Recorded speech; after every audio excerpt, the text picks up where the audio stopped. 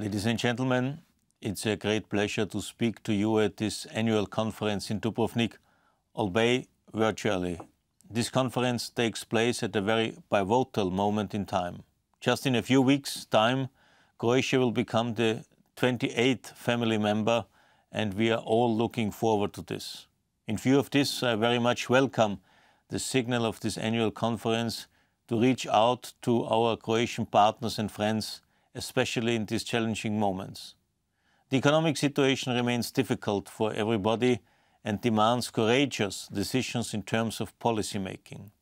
All policymakers have to make tough decisions where to cut budgets, where to promote growth. However, being part of the European family also brings support how to tackle the current challenges in financial terms as well as in political and economic terms.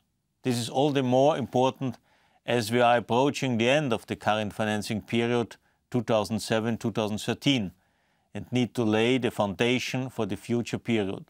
For Croatia, there will be a lot of opportunities to further develop the economy and bring tangible results to its citizens. But in order to reap the full potential of the financial allocation, it's important to take the right investment decisions.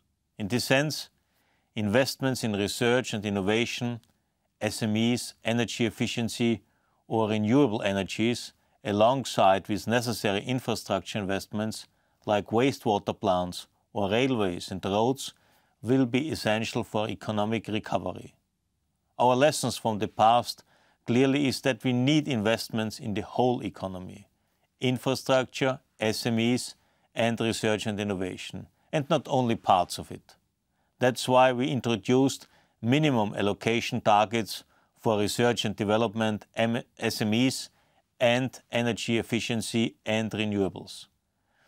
But investments to flourish and to be implemented successfully, we also need the right framework conditions, whether this is a properly functioning land register or an innovation strategy. These issues, paired with targets to be reached, will be subject to an agreement with our counterparts in member states. Against this background, I am sure that this conference will help establish important contacts and networks and also help engage in European processes and not least also in European bureaucracy.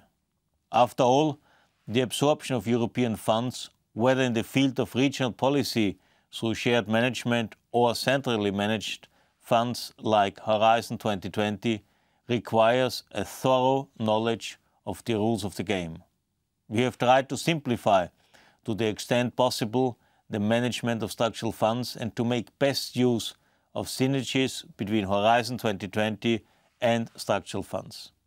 For example, in future, it will be possible to use structural funds for flanking measures within excellence projects and to cover certain expenditures.